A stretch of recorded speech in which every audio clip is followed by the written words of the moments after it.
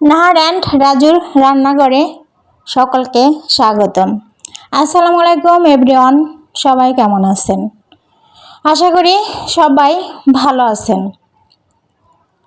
আজকে আমি রান্না করব ভুড়ি ভুনা। এর জন্য কড়াইতে তেল দিয়ে তাতে কাঁচা পেঁয়াজ কুচি দিয়ে দিলাম, তেজপাতা, দারচিনি, এলাচ, লবঙ্গ এগুলো একটু একসাথে কিছুক্ষণ ভেজে নেব যতক্ষণ না ব্রাউন কালার হয়ে আসে।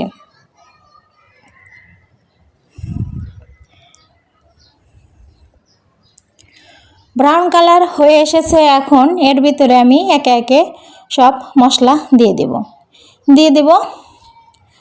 রসুন পেস্ট 3 চামচ, আদা পেস্ট 1.5 চামচ দিয়ে তেলের সাথে একটু নাড়াচাড়া করে নেব। এতে করে মশলার গায়ে থেকে কাঁচা গন্ধটা দূর হয়ে যাবে। এখন দিয়ে দেব মরিচ গুঁড়ো, লবণ, হলুদ গুঁড়ো আর ধনিয়া গুঁড়ো দিয়ে এগুলো একটু নাড়াচাড়া করে নিয়ে দিয়ে দেব অল্প একটু পানিটা দিয়ে মশলাটা আর একটু কষিয়ে নেব।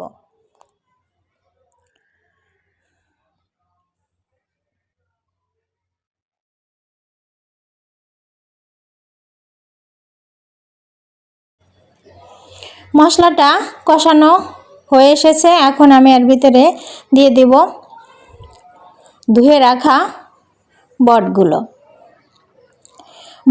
দিয়ে আবার একটু নাড়াচাড়া করে নিয়ে কষিয়ে নেব।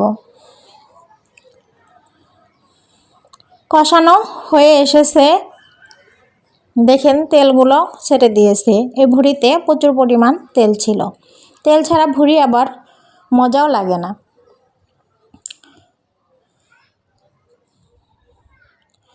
এখন এর ভিতরে দিয়ে দিব আমি কিউব করে কেটে রাখা আলুগুলো।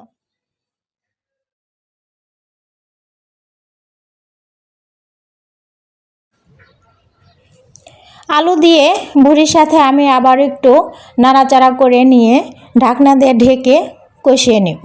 এই রান্নাতে আমি কোনো প্রকার পানি ব্যবহার করব না, কারণ প্রচুর পরিমাণ তেল রয়েছে। তেলেতেই এটা ভাজা ভাজা হয়ে যাবে। এখন দিয়ে দিলাম কয়েকটা কাঁচামরিচ ফালি দিয়ে আবার একটু নাড়াচাড়া করে ঢাকনা দিয়ে ঢেকে রাখবো যতক্ষণ না লালচে ভাব এসে যায় ভুড়ি থেকে।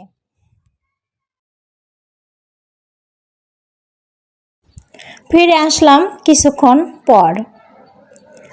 দেখেন তেলটা ভুড়ি আর আলুর সাথে গায়ে মাখা মাখা হয়ে গেছে। ভুড়ির কালারটাও কিন্তু অসাধারণ এসেছে। আবার একটু নাড়াচাড়া করে ভুড়িগুলো ভেজে নেব অনেকক্ষণ, যতক্ষণ না আর একটু কালচে ভাব এসে যায়। ভুড়িতে যত কালচে ভাব এসে যাবে ততটা খেতে মজা লাগবে।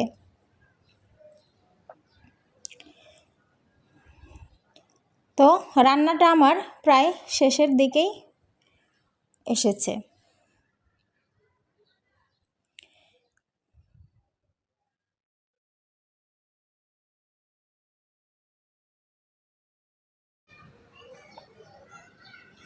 এখন আমি এর ভিতরে জিরা গুঁড়ো দিয়ে দেব আর গরম মশলা গুঁড়ো দিয়ে আবারও একটু এর সাথে ভালো করে নাড়াচাড়া করে নিয়ে আরও কিছুক্ষণ ভেজে নেব ভুড়িগুলো।